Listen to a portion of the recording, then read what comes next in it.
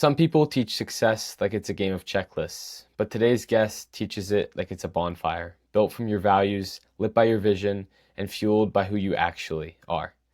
Welcome back to the Grateful Podcast. I'm Jack Wagoner, and today we're diving deep with Steve Gamlin, speaker, storyteller, visualization coach, and real-world motivator who's mastered the art of blending vision with action. After a life-altering crash and burn moment, Steve didn't just rebuild, he rewired the way he thinks, leads, and teaches others to show up in the world. He's helped thousands move from vague hopes to vivid visions, while staying grounded in humor, humanity, and heart. If you've ever felt stuck between who you are and who you want to be, this episode is for you. Steve, welcome to the show. Hey, Jack, man, if you print that introduction out and you put a little glitter and macaroni around the edge, my mom would hang that on her fridge. That was awesome. Thank you. Let's do it. Especially the macaroni. I think that'll make it fit. Yeah. Yep. So I'm so excited for today already. Speaking to you before the show, I can tell we're gonna vibe well. It's gonna be a good conversation, and we have a lot of interests in common. And I find one of the coolest things about doing this show is how I can connect and have conversations with people at such different stages in life than me, and have things in their lives that I have no ability to comprehend, and yet we can talk about it here and get to understand each other. And I think that's beautiful. Yeah. That's a real nice way of saying, wow, dude, you're a lot older than I am.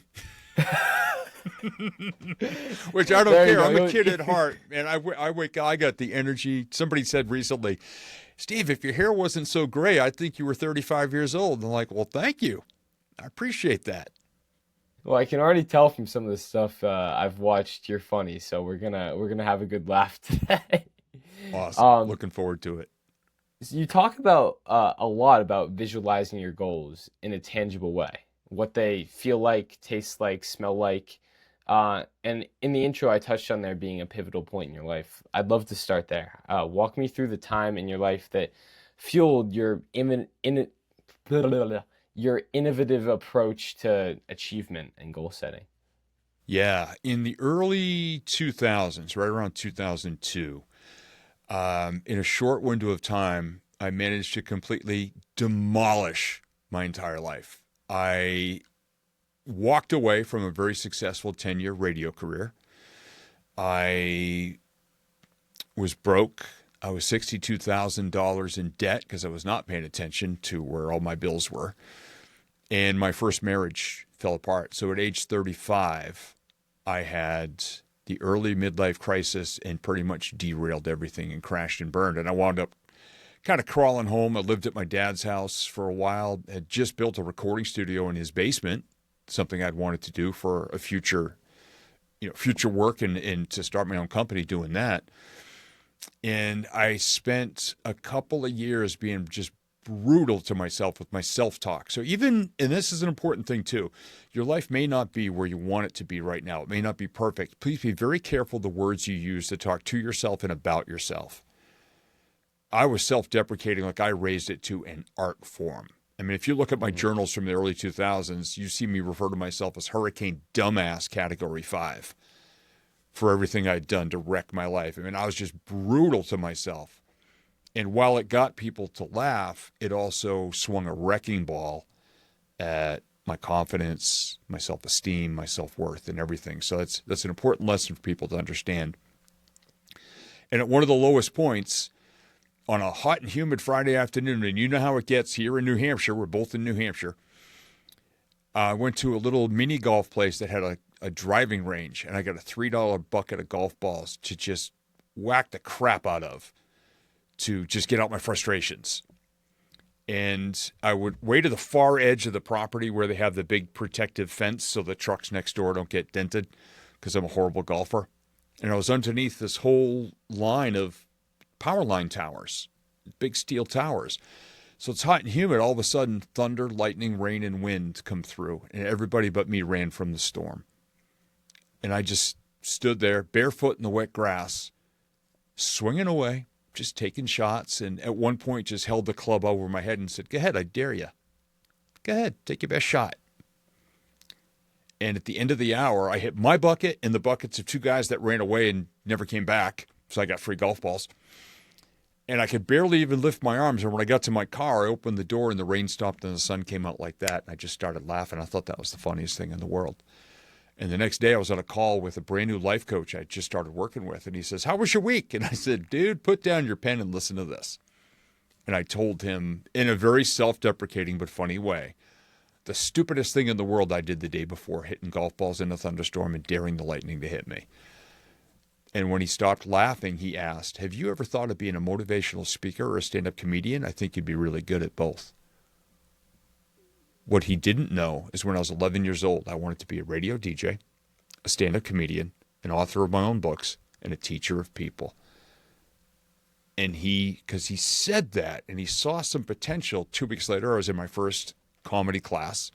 And a week after that, my first Toastmasters meeting to teach me how to craft a story and share it on a stage and all of that. So from that lowest point, beating up on myself and systematically dismantling what I thought had been a successful life, just by having a conversation with somebody else and being real, it led to everything I've enjoyed over the past 22 plus years now. Wow. Wow, that's a powerful story. Yeah. Hitting golf balls in a thunderstorm. That And sounds I don't like recommend it. I'm envisioning it. It seems like just some for some reason I see Jim Carrey doing it in some movie. I don't know. I'm just envisioning Yeah. it as a movie, and for some reason Jim Carrey's the guy I see playing you in that movie. Yep. I would be honored if he did, because he Yeah. would bring a really good energy to it. He's So, very gifted. Yeah. yeah. So, stand-up comedian, motivational speaker, author, you've found a way to incorporate a lot of these things into your life in a very unique package, a very unique way. And I think that's a gift um, that many people would be very appalled at having your circumstances that you have, but that you had, and somehow you managed to turn them into a life that you love. Talk to me about that because I find that so beautiful. Yeah. Sometimes people say, "Oh, you did this for a certain amount of years, and then you changed your mind and you went and did this other thing, and then you changed your mind again and went and did that." What they don't realize is every single thing I did has led to everything that I get to do now. It was like learning a skill and then moving on to take that skill and do something bigger with it. And that's sometimes, and somebody even asked me recently, because I had dinner over the weekend with one of my old radio bosses from way back. He says, "Do you ever want to get back on the radio?" Nope. "Why not?" I said, "Because I already did it." And that's where I cut my teeth on my confidence. When I was on the radio in radio for 10 years, I wasn't on the radio until the last 2 years, because I didn't have the guts or the confidence until I had to, because our morning guy quit. And I raised my hand and said, "I can do it." Never been on a microphone. So I learned that little bit of confidence in about just be yourself. Don't try to sound like a famous DJ. Just be yourself. Learn that lesson. Took it into stand-up comedy and speaking. Got my humor chops up, how to craft a story. Did stand-up for 7 years. And then bailed on that and just took all the tools I'd used, brought it into speaking. And then when I was speaking and learned how to do vision boards and visualization to put my own life back together, then I got to put in some humor, and my own style developed from everything I'd learned from all the other stuff. And then writing, published 4 books so far. I've written over 100 magazine articles that have been published.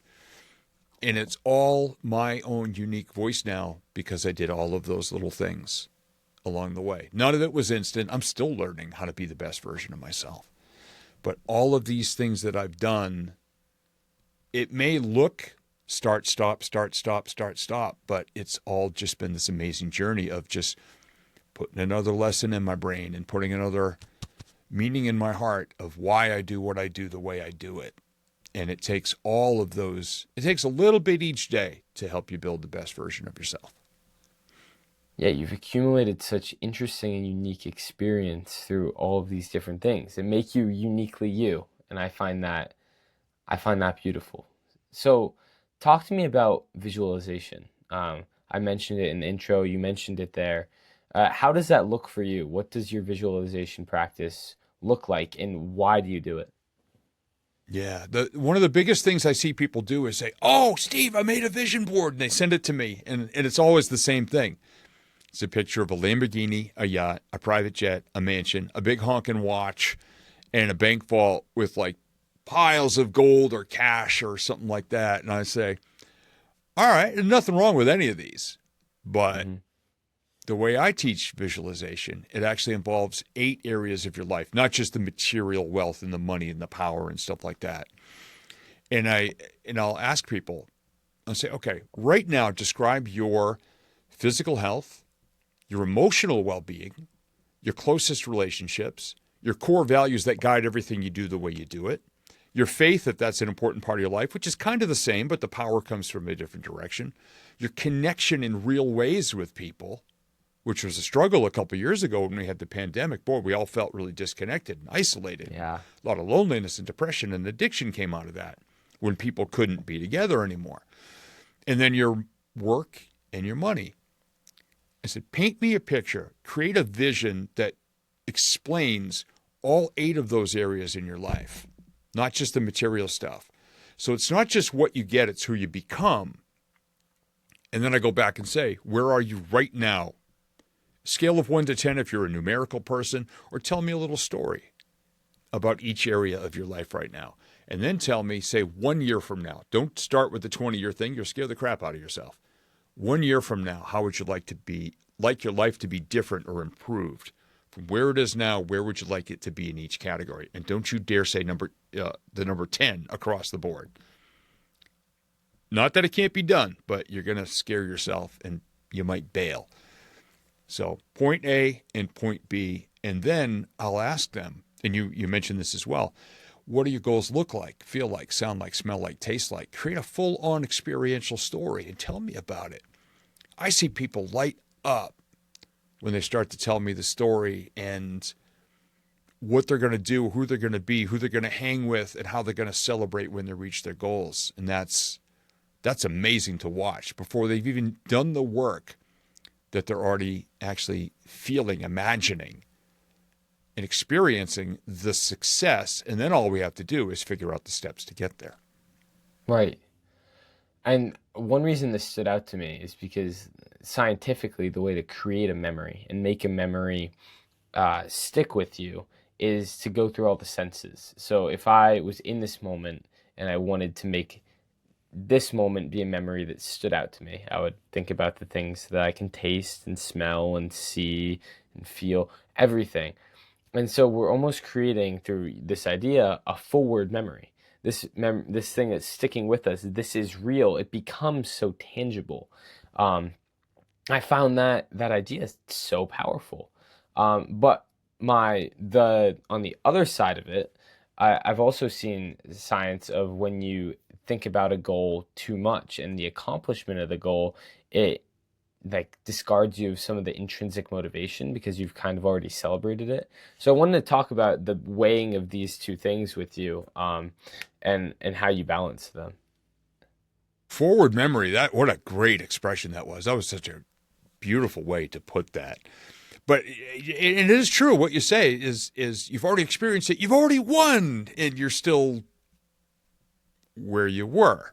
So it's almost anticlimactic in a way. If you got to leave some of the wonder and some of the excitement in that. Don't just feel as though you've already achieved it, that it's not still worthy of making the climb to become the best version of yourself. And yeah, if you do that too much, it can lessen the attraction for some people, almost as if it's, like I said, I mean, the ultimate phrase is anticlimactic. And if you feel that way, my suggestion to a client would be, okay, then what's one level beyond that thing you've already imagined you could do? Like if you could just knock that off and it's not really going to be that big of a deal, okay, what's the next level after that then? And let's start there. And let's figure out a way. Because you still have to go do the work to get there. There are no instant fixes. Right. You know, we see all these YouTube pre-rolls and all these TikToks and stuff. Hey, you could lose 40 pounds. You don't have to change your current diet. You don't have to work out. It's just instant. And then what do people do? They keep doing their bad habits all the time. So they're not looking at the work and the effort it needs to take to achieve a goal, they think there's this magic pill. And that's killing our creativity. It's killing our habit development. It's killing our wiring. It's killing our souls in a way to keep thinking that there's a magic pill for everything because, like I said, it's not just what you get, it's who you become along the way. And who you become is determined by the amount of effort you put in and the lessons you learn along the way. What I find so interesting about the instant fix and like quick fix things is most of the people that are trying to get these instant results end up wasting more time on the short term things that would are supposed to get them the thing than just putting in the long term effort and being okay with sucking at the beginning. I think about podcasting for me. Um, like I do 3 episodes a week, and I've been doing 3 episodes a week since January, um, and Nice. that has built this skill where at the beginning I was not the greatest interviewer. I do have some natural talent around this, and I'm aware of that. But I've gotten so much better because of the habit development and the consistency. And I've gotten so much better doing the 6 months of that than if I had, let's say, like paid for streams or whatever in January and somehow had enough money to do that and get big then. Like that, this way, the long road is often more efficient and it's also more fulfilling. And it's what a lot of us look for. But this world of quick fixes has created this market that is so just inauthentic and just doesn't work. It's very interesting to balance those two ideas. Yeah. Do you know how many episodes are usually recorded before the host of a podcast bails and just quits and walks away? Do you know the numbers? It's like 5, 10. Yeah. It's something It's between between those. Yeah. 3 and 8, depending on Three which and study you eight. check out. So the fact that you've been doing this since January at 3 episodes a week, congratulations, man.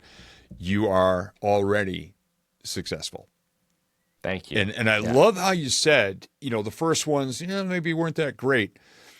I've got somewhere there's a VHS tape, which, ask your parents. We used to watch movies on these things called VHS tapes and VCRs 1,000 years ago, of one of the very first Dinosaur speaking ages. events I ever did. Oh, yeah, prehistoric, definitely.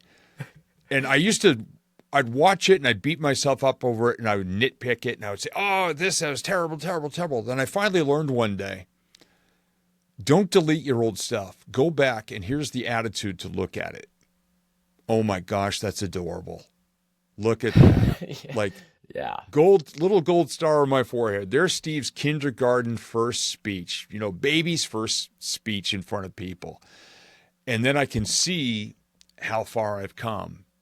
But so many people only want to show their highlight reel so that other people like us will think we can't do it because they're not willing to be authentic and genuine and vulnerable enough to let the world hear them when they don't know everything yet.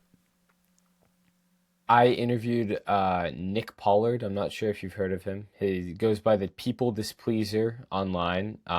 He's pretty famous, but he's all about like it's a very interesting brand. It's all about anti-people pleasing. And he said on my show, social media is so hard because we're watching everyone else's highlight reels while we see our own gag reels, right? And so we're living with our gag reels, but we only see these top curated layers of people's lives, and that's what we're comparing our entire story to. It makes everyone, no matter how rich, famous, happy, maybe not happy, we'll take that off, you are, it makes them feel lesser. And that's one of our problems, I think. Yeah. Oh, that's absolutely huge. And he nailed it with that. And I was actually just on a call talking with somebody I'm working with on some marketing stuff. And we were talking about people that we know who've had private jets as one of their goals. And one of my old mentors who passed away a couple of years ago, he wanted to get a jet, but he also said, he goes, Steve, I know the downside of jets because he knows a lot of rich and famous people. And he told me one day, he said, Steve, I used to get a call from this one guy at least once a month. Hey, Lonnie, come on over. I'm flying to this place today. You want to come be on the jet? And what Lonnie finally realized was this guy had all the money in the world. He could not find people that would even want to be with him on his jet. I mean, his jet was only just another place for him to be miserable and sad and lonely. a very high priced, tough day of loneliness and Yeah. disconnection and just being miserable and being depressed. He had to literally beg people to fly with him on his jet. But everybody thought he I was hugely successful because he had a jet. yeah. Right. Well, you look at when you started talking about vision boards earlier, you said that everyone comes to you with the private jet and the money and the car on the vision board. So, why do you think, even though so many of us can say that those aren't what you're looking for, they're only the means to a goal, they're not the goal itself, why do you think everyone still comes to you with that vision board? Because the gurus and the influences out there make it look so cool to have those things. And they keep trying to stress to everybody that these are the benchmarks of success.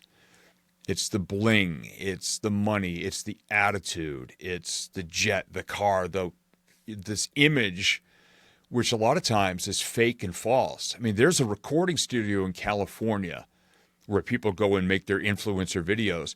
The recording studio is actually built to look like the inside of a private jet. So people sit there and do their videos. They're actually indoors in a building in California God. doing that. It's all faked. A lot of these influencer and guru motivational videos you see with these big mansions, a lot of those people rent those mansions for the day. You wonder why they all echo so much when they're in those buildings, because there's nothing in there. It's a big shell of a mansion and people rent it, and that's why it sounds so hollow and empty half the time. So it's all this created image. People rent Lamborghinis and McLarens and Ferraris for their videos, and I see them on TikTok and I see them on Instagram, and then you see the comments down below where somebody goes, "Did you see the license plate? It's a rental." It's got the sticker right there from the rental company. So these guys don't own these cars. They're just out trying to make everybody think they're special. So there's too much of that. And like you said, we all compare ourselves to that and think we're not good enough, smart enough, attractive enough, wealthy enough, any enough. We're just not. So, when you work with people and with yourself as well, how do you start fostering this attitude of abundance? I am enough. I'm doing enough.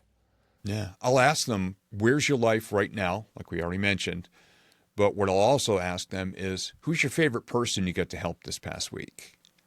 What's your favorite conversation you had? What situation did you help make better? What was your biggest breakthrough this week? What was your favorite thing you did? What was your favorite meal you ate? And sometimes I find out that somebody says, "Oh, I tried this new recipe because I really love to cook." And you see them light up because they're saying, "Oh, I'm not successful. I'm not this and this." And then I start asking questions just about what's working right now. And I got that from one of my mentors. Terry Levine is one of my dearest people in my life. And she starts every call, especially the group calls, with, what's working right now? What was your best moment today or this week? And I love to do that with I've been doing that for years with my clients. I just ask them, what was your favorite conversation you got to have? You know, what was the most joyful thing you saw? What was the coolest thing you saw this week while you're out and about in the world? And they start talking about that, and they forget all this fake pile of stuff they thought defined their life and their day and their week. And we start having conversations about real things that they're grateful for in their life. And sometimes they say, I hadn't thought about it since that day. And my answer is, well, maybe you should think about it more often or write them down like I do. I think the greatest gift you can give to your future self is something you're grateful for, or something that's going really well right now. Yeah, and so many of us think that the greatest gift we can give to our future self is working away this moment for that future self. And it's this interesting, it's what I base this podcast on, the duality of gratitude and ambition. Many people mistake gratitude and being grateful for the present as complacency, right? And it's hard for people to understand that being grateful for right now is actually a very potent fuel for achieving what you want to achieve. Um, it's hard for people to understand that, and I that's a barrier that I'm trying to break down. It seems like you're doing a great job breaking that barrier down as well, which is so important, I think. Yeah. And some people say, what are you grateful for? And they go, oh, my house, my job, and my Right. spouse. And I'll talk to them a couple of weeks later. What are you grateful for? And they go, I told you, my house, my job, and my partner. And you notice the difference where they're acting as though, well, I already told you this, duh. And they're not even excited about it anymore. And I just tell people, I said, look, if you're just going to say those same couple of things every time, save yourself the energy. Go get a potato, carve those words out in it, and get an ink stamp and just keep stamping it every day. I would rather hear from somebody, what were your favorite 3 moments from yesterday? And by the way, Jack, tomorrow morning you're going to be in my gratitude journal. This conversation is going to be one of the things I'm grateful for. But if you think of, instead of just broad brushing, think of the most impactful, fun, creative, wild, mind-blowing moments that you had in a day. And think of those. I do it in the morning. I think of what those moments were for the previous day. So that starts off my morning, right after my workout, on a high note, on a really good positive thing before the rest of the day's pressures and stresses and schedule can knock me down a little bit if I get frustrated. But not enough people do that. And I was on a podcast, this was a few years ago now, and I happened to have one of my old gratitude journals in the studio for whatever reason, I don't remember. And the podcast host says, so something you wrote down a while back can actually impact your day now? Like, how is that possible? There's so many moments to keep track of. And I said, that's why I write them down. 3 per day, at least 5 days a week. And I opened up the journal and I saw this one line. It said, got Nellie home from the garage, avoided the cop. Because I also write them in less than 1 line each, so I have to make them really short, but I have to know what I was talking about, make them emotionally connected. Nellie was my dad's old plow truck. So it was not road legal, it was not inspected, it was not registered, and it was not insured. But we Only in had New to get it Hampshire. fixed. Only in New Hampshire, we had to get it fixed. So at night, we snuck it down to the mechanics, and then the next night we went back to get it. And I told my father, I said, stay right on my back bumper so no cop can get behind me and see that it's not registered. I get to a rotary. Who's at the next part of the rotary yielding to me? A cop. So I lean my arm out and I go ahead, sir. He goes, hey, thank you, buddy. I'm like, you bet. Because he would have pulled me over in a heartbeat. So in that one line, got Nellie home from the mechanic, avoided the cop. I told this podcast host that whole story, and he goes, okay, now I get it. Yeah. He said, like, you're socking away. You're making a deposit into this account of things to be grateful for. And maybe when you're struggling, you go back and read through some of your journals. I said, exactly.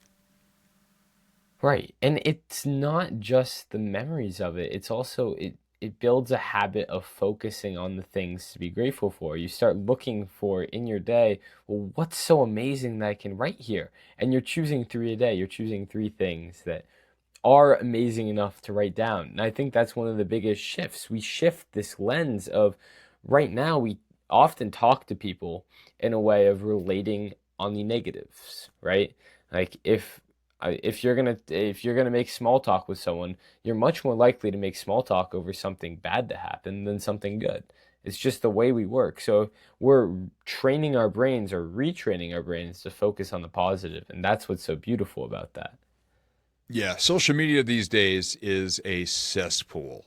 It's just so bad between the political stuff and people's attitudes. And it's so much easier. And Jack Canfield is a speaker that I really, really love. And he wrote a book called The Success Principles. He was part of the creation of a hugely successful series called Chicken Soup for the Soul. And he calls those people the Ain't It Awful Club.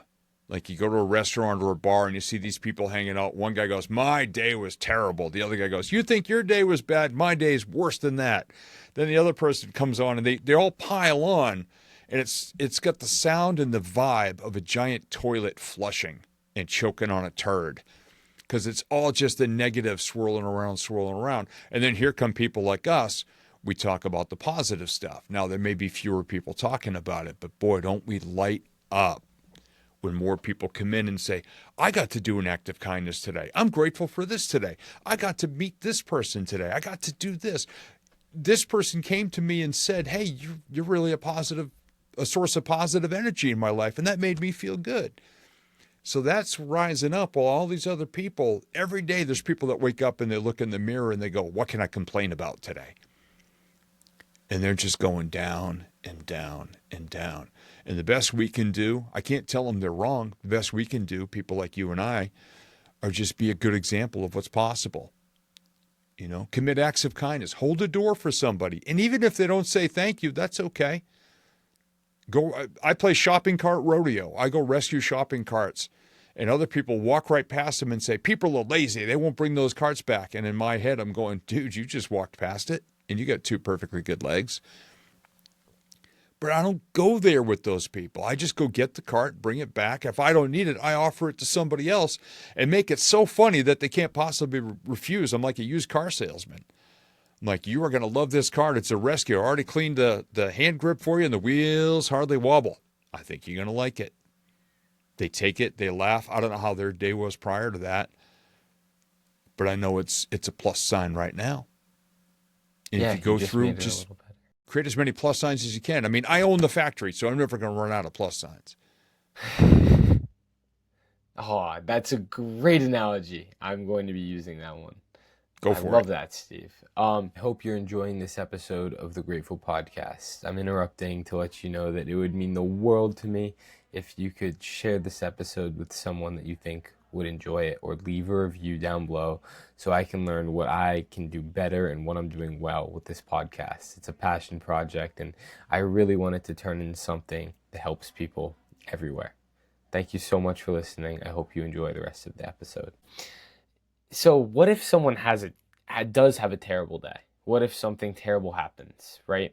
How do we focus? Is there still stuff to be grateful for? What happens if you have a terrible day? Can you still write down those three things? How do we work that out? Yeah. If you go to October 5th, 2018 in my journal, you will see the 3 posts. Made it to hospice on time. Had a couple of laughs in the room with my sister Christine and my stepmom Aline, and was holding Dad's hand when he passed. Because October 4th, 2018 was the day my dad died. And the next morning, when I thought I was going to skip writing gratitude that day, I wrote down those 3 things. And that's one of the hardest days ever. But those 3 things, I didn't have to stop and think, because that's just where I've trained my brain and my heart to go is, okay, this may be a terrible thing that just happened to me. But what was I grateful and thankful for during it that helped me to have maybe some closure or some comfort? And those were the 3 things. And more recently, about 6 months ago, my wife Tina passed away. We were together 17 and a half years, head over heels in love. And we were traveling. We had just landed in Europe on a Sunday morning, and Monday morning she passed away. And even that day, I was grateful. She had heart disease, and we didn't know how bad it was. So basically, she had a heart attack, and it was very quick. And I came up from the hotel gym, and I found her. What was I grateful for? I was grateful that when the first medical person arrived, she still had a pulse. So I got to hold her hand when her heart beat its last few beats. And because they do things very differently over there, her body was in our hotel room for another 10 hours after the paramedics tried for an hour to revive her. So I got to talk with her. I got to hold her hand. I got to give her a final foot rub because I had not given her nightly foot rub the night before because our schedule was so off. And I was very grateful on the absolute worst day of my life to find things to be grateful for. It's not always easy, but if you really look, you can find those things, and they can actually save your life in some ways. That is, yeah, that is an extremely powerful story. And I cannot imagine going through that. And I'm so sorry you had to go through both of those things. I've been lucky enough where I think my biggest loss in my life has been my old cat Gertie. And the fact that you find these positive moments in the absolute worst thing that could possibly happen to you. Mm-hmm. Yeah. It's They're there. beautiful. We just have to find them. And it's such a gift where so many other people would have regrets and all these things. It's such a gift to us. Maybe Gertie at one point scratched you when you were younger and you've got a scar on your hand, but now you've got that reminder of Gertie on your hand forever. So that helps you to think of Gertie in a positive way because, could have bit anyone that day, bit you and gave you Yeah. this memory that you always think of Gertie. So it's just a way of bouncing things off the wall a different way sometimes. As heartbreaking as losses in people passing away and pets as well, they're family. It's the way we bounce it off the wall and think about it that we just sift through the ashes and find the gold just for us. And Right. we move forward with that. And I'm sure that Gertie, your wife, your dad, they would be so happy to see that you found those positive moments in such moments of hardship. Yeah. Yeah. And when I got home from England, I mean, I was there 2.5 weeks. It took a while to get out of there.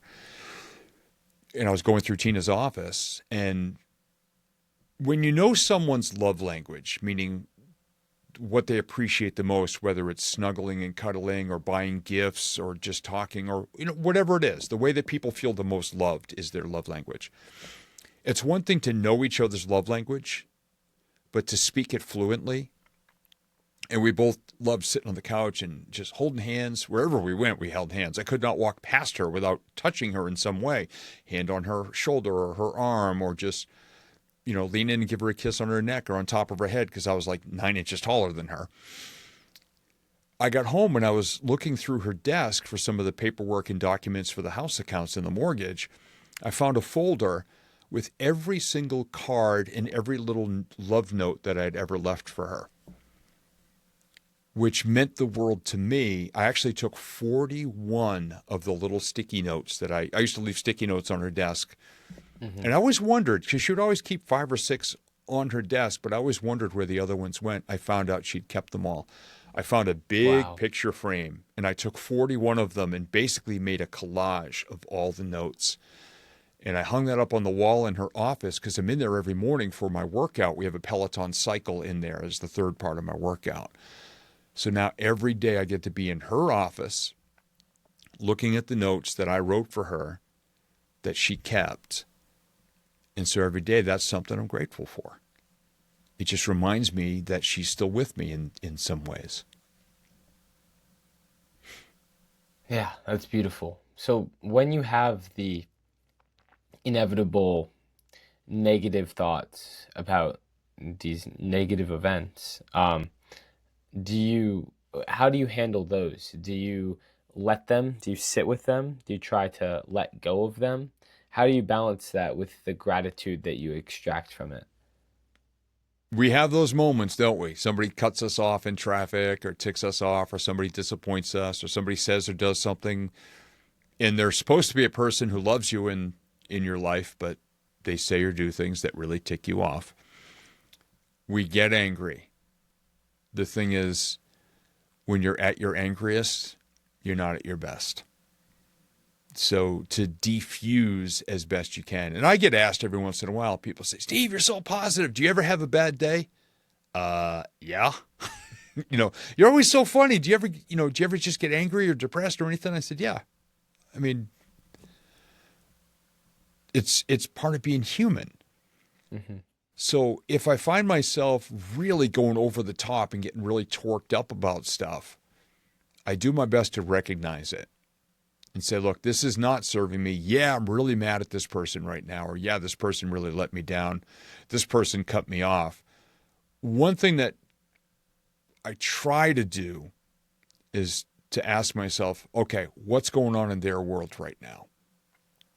Why are they being that way? Is it really aimed at me, or are they just having a bad day and they blew up and it impacted me?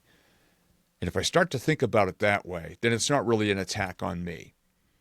And if I'm still frustrated, I'll go get out of the house for about 15, 20 minutes and I'll just go commit an act of kindness. So I will intentionally go shift my energy to something more positive. And if I can't, I just start to use humor with it. And I've got a dear friend of mine. We've been friends now for almost 30 years.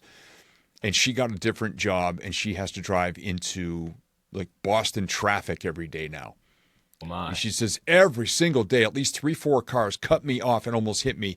And I'm just gripping death grip on the steering wheel, white knuckle, and so mad when I get to work. And I said, okay, here's a suggestion, because I try to never tell people how to feel, but I say, here's a suggestion. How about if tomorrow, every time somebody does that, you go, oh my God, they just crap their pants in their car and they don't have clean underwear in their glove box like their mom told them to. So that she just laughed, and the next day I sent her a text around 10 a.m.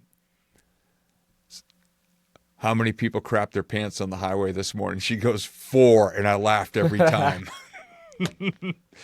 She said, what a great way to shift it.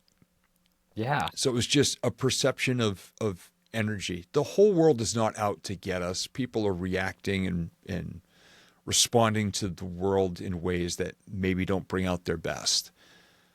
But it's up to us to learn to defuse it for ourselves before it wrecks our days. Yeah, it's like someone, they're going to do harm.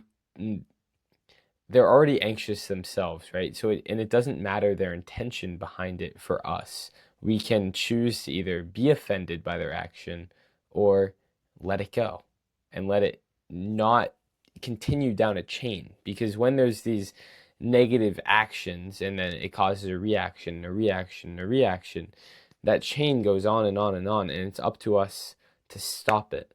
And it's the same, it's same with positivity. When you go out there and you say you're consciously doing an act of kindness, you're starting a chain of that kindness, because people are gonna hear you say, "Hey, here's a shopping cart. Its wheels are only kind of work, but it's all good." And they'll laugh, and maybe they'll do a similar thing to someone else because they thought it was so funny.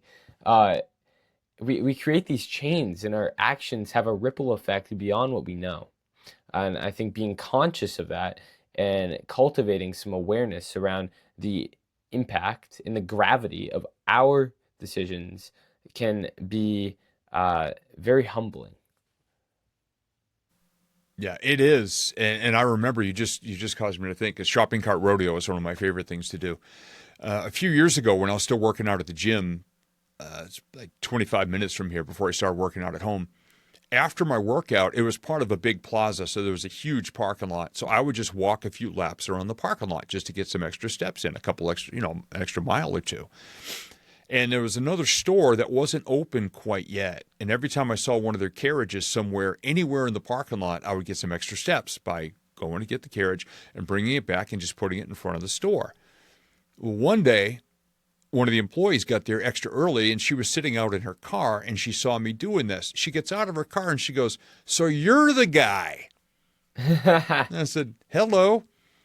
She said, "So you're the guy that rounds up all our carts and leaves them in front of the door?" I said, "Well, I just try to do it when I can." She says, "Thank you, because the first thing I would have to do every morning is cover the entire parking lot and go rescue him myself, so thank you very much." I was just getting in some extra steps to do, some people would say, "Oh, I got to go 400 extra steps to get that carriage." And I'm going, I get 800 more steps by going to get that carriage and bring it back. Right. For me, it was a no-brainer to do. And I made it fun. But for this person, it meant that the first half hour of her day got to be a lot easier and less stressful and hectic, especially if the weather was bad. It was just fun. Yeah. What that reminds me of is my grandma was recently telling me how every morning she goes for a walk and she walks by her old house And she knows that she has an old elderly neighbor. And every morning she takes the paper and she puts it on her doorstep so she doesn't have to walk down and get it.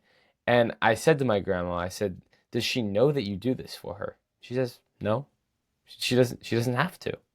Uh, and I think that's similar to that right there. You were doing something for someone else that was helping someone else that wasn't you didn't need the credit for it. You were just doing it to do it. And that's another thing that's taken away in our modern culture. If we do something, we want to do it so that the other person knows, so that we get something out of it. And a there's a lack of people doing something just for being kind. Uh, it's hard to cultivate. Even I see myself falling into that. How have you managed to uh, keep that just kindness for the purpose of being kind alive? I act like I'm getting away with something. It's you think of like Halloween pranks from the past, way past. I don't know if people even still do this. People would put a bunch of dog crap in a paper bag and go put it on somebody's porch and light it on fire, and the person comes out and stomps the fire, and they get dog crap everywhere, and everybody, all the kids sit in the bushes and laugh. I think of it like that, like I'm getting away with something, but it's something that actually helps people and is a positive thing. And a good example is about 10 years ago, a friend of mine was a newspaper reporter here in southern New Hampshire, and she called me up one day and asked, "How many acts of kindness do you think you can do in a day?" I said, "I don't know, 100?" And she said, "Pick a day, and I'll just come with you, and we'll just have fun, and we'll write an article about it." And the first thing we did was went to Dunkin' Donuts and got a $20 gift card. And I said, "Okay." And I slid it back across the counter and I kind of leaned in. I said, "Do me a favor. I'm just going to go sit over there and enjoy my little donut and my hot chocolate. Just let this ride for as many people as it can help. But don't point at me and don't say where it came from. I just want to see people's reactions." And the reporter and I sat there over in the corner watching people turn around after they realized that somebody had just bought their coffee and their donut. And the first was a young lady who had nursing scrubs on, so she probably just came off an overnight shift. She turns around, she got a big smile. He was as tired as she looked walking in. She smiled walking out. And then there was this guy, a little fire plug of a guy. You ever see these groups of guys that go in and they talk politics and sports, and they're all buddies and they all just razz each other, and so these guys were all there. Well, this one guy turns around, looks at the other line, and goes, "Hey, Charlie, you got the wrong line. Somebody bought my coffee." And he's like busting his chops. And I'm sitting in the corner roaring, laughing, just watching this, but nobody knew that it was me that did it. Because so many people now, you see them, they got the phone like, "Hey, look, I'm helping a homeless guy." And Yeah. everybody's filming it and putting it up for clout and clicks and likes and comments, and I get it, but there for me there's a line. Is this all about educating other people on how they could do it, or is it me saying, "Look how awesome I am because I did this"? I prefer to do the quieter ones and to get away with. I actually get more joy if I've gotten away with it and nobody knows it was me, but I got to do it and made it fun. So interesting. I definitely want to try. I'll be hitting up Dunkin' Donuts this week. It's Just fun to yeah. watch. Yeah. I did it a second time, and another gentleman who I guess he had been behind me or next to me when I did it. I didn't realize he had heard what I'd said to the person at the register. So I went and sat down. Well, he came over and sat down near me, and he's watching me as I'm watching them, and he kind of leaned over. He goes, "I couldn't help but overhear what you're doing." He looks over at the people and he said, "But I totally get why you do it." And he said, "I just had the most fun watching you enjoying those people getting their coffee and donut." And he says, "I'm going to do that too." Awesome. Yeah, and I didn't know there's that that he knew. ripple. He's talking to me and I'm like, "Oh, okay." Like, oh. I'm like, busted, but he didn't bust me. He just leaned over and said, I get it. And that's really cool. my mom likes to go and she likes to have people pay it for, or she's like created chains. So she's like paid for the person behind her and then seen that that person paid for the person behind them. And that's a really cool thing to Yes. watch as well. Yep. Yep. It is. And sometimes you see these videos online from a little drive-through or a fast food place, and they'll say, "Oh my God, 37 people in a row today did this." That's pretty amazing. Yeah. And when somebody says, well, I'd rather not, and it kind of ends the chain, sometimes people pile on them. Hey, look, you're not living their life. They might be struggling right now, and maybe they can't. Right. But someday that's going to plant the seed and be a ripple, because we never know where the ripples go. That's the beautiful part of this. Stuff goes all around the world with just an idea. I created a meme 9 years ago when Powerball was just about to hit $1 billion for the first time. And you see all these people online, in line at 7-Eleven on the news. What are you going to do if you win? I'm going to help the homeless. And they're bribing God for lottery numbers is what they're doing. And they don't win. Now, do they actually go help the homeless? Probably not. So I created a meme. I was frustrated at all these people. And I said, look, you don't need $1 billion to help the homeless. For $2, you can buy a loaf of bread. Granola bars are cheap. A warm pair of gloves could save a life. And you probably own a coat you don't even wear. So Hmm. stop thinking you got to have all this money to be kind. And I threw it up on Facebook. Well, the next morning it had 1,000 likes. And I thought, wow, it went viral. 11 days later, it had 4.1 million. It had reached 4.1 million people. It had been shared 53,500 times and had I hundreds think of I've seen it. comments. I think I've seen it like a while that that I recognize that. And I wonder if because you're from New Hampshire as well, if like maybe my teacher had showed us that in class or something. But Maybe. that's That would have amazing. been cool because some Yeah. people say, Steve, how much money did you make off that? None. It was just an idea. It was just a ripple that I put out there because I was frustrated by something I was seeing. And a lot of people identified with it. And it went all around the world as a simple way. It's just an educational way to say, okay, I can put a little ripple out there myself too. I love it. Yeah, so many of us have these goals that are rooted in ego, not our soul. And I think that's a problem that uh, we should try to solve. These are dangerous in a way, but so many people are living like that. How in your life have you switched to being able to make these decisions and build these goals that are rooted in alignment with you? Everything has to be in accordance with my core values. And we know there are people out there who have goals that are very high. Nothing wrong with having big goals, nothing wrong with wanting a Lamborghini and all that stuff. But if you start screwing people over and acting out of integrity and compromising your values, cheating people just to get the edge, get the edge, get the edge, that's something I refuse to do. I cannot screw anybody over just to be able to get to one of my goals, because if you do, you're not actually winning. And as part of the 8 spokes of the life wheel that I teach, a couple of very important ones. Emotional well-being, meaning I actually have goals to be happy every day and feel the good emotions. I can't do that if I'm screwing people over because I'm creating bad energy. I have my core values: build the best relationships, create a vivid vision with every conversation I have with people, leave as many situations as I can better than I find them, and my favorite one, be fun as hell to work with for my clients. Now, I can't do anything that's going to compromise any of those, because if I do, I'm not actually winning. And I'm not part of any organized religion, but I have faith. I believe in God, talk to God every day. Me and God, we're good. Well, I got to make sure I don't do an action that's going to compromise any of the teachings or the lessons that are part of my faith, because then I'm out of alignment. Hmm. And too many people think it's okay to screw other people over just so they can reach their financial goals. And I just refuse to do that.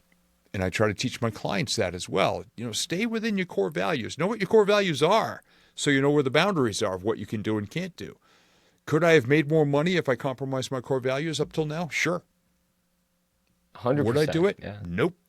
Won't do it. Yeah. I my first ever business model was out of alignment.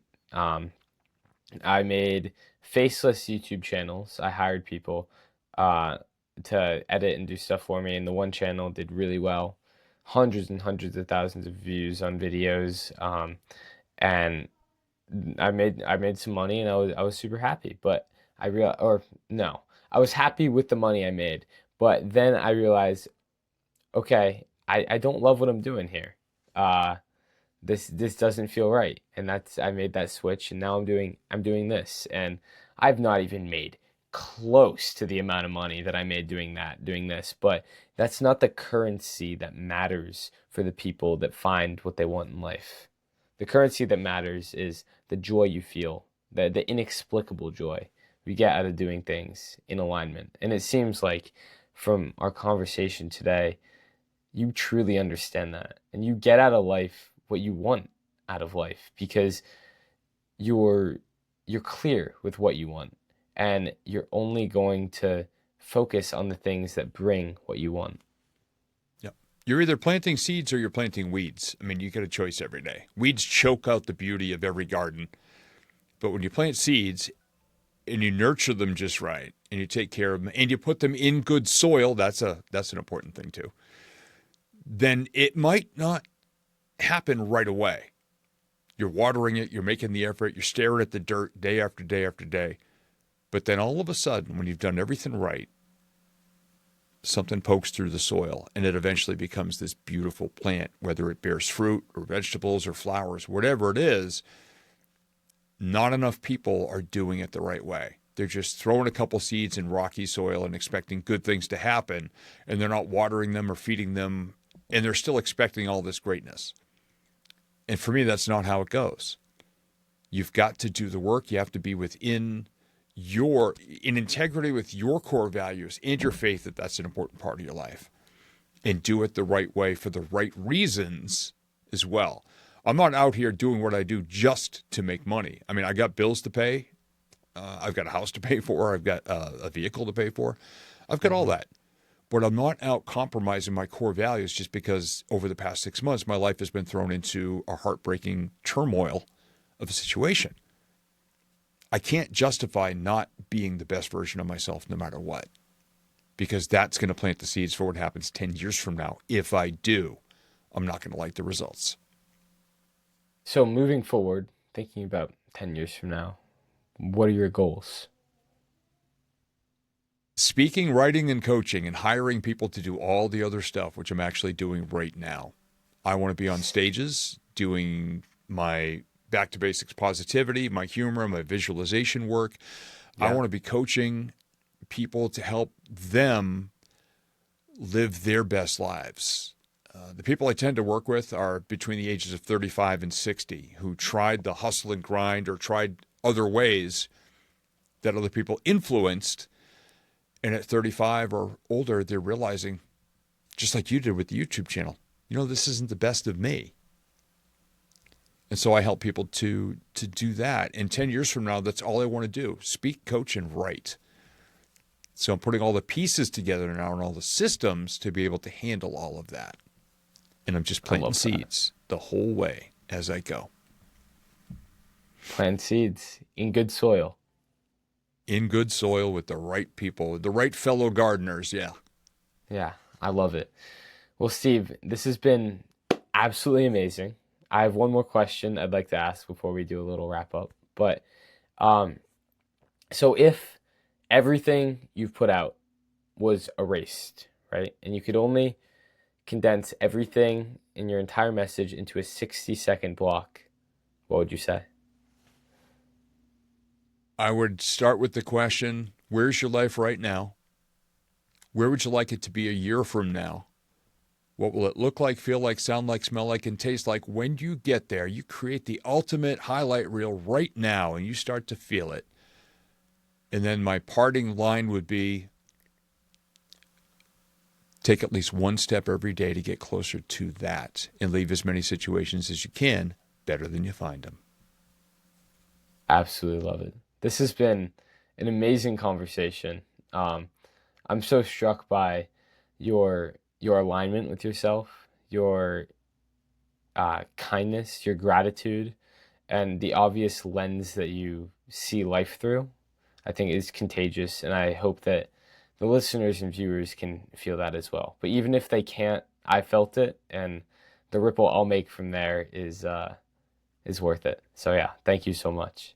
My pleasure. Absolutely. Thank you for reaching out and asking me to be a part of this conversation. This was great. Like I said, you're going to be in tomorrow's gratitude journal, just so you know. I love it. You'll be in mine. You'll be in mine too. I do it at night, not in the morning. But let the audience know where they can find you, and I'll link stuff down in the description. Yeah, on social media, mostly I'm on Facebook and LinkedIn. Just look up my name, Steve Gamlin, Gamlin. And my current website, we've got a brand new one being built, is stevegamlinspeaker.com. Awesome. Well, this was amazing, and I hope everyone got as much out of it as I did. Thank you. Thank you so much for tuning into this episode of the Grateful Podcast featuring Steve Gamlin. This was an extraordinary conversation. I felt like it was a real conversation. It wasn't one-sided. It was two-sided. I learned from him. He learned from me. And we really got to know each other deeply in just 1 hour. So I really appreciated this, and I hope you got as much from it as I did. I hope you have a great week. Stay grateful.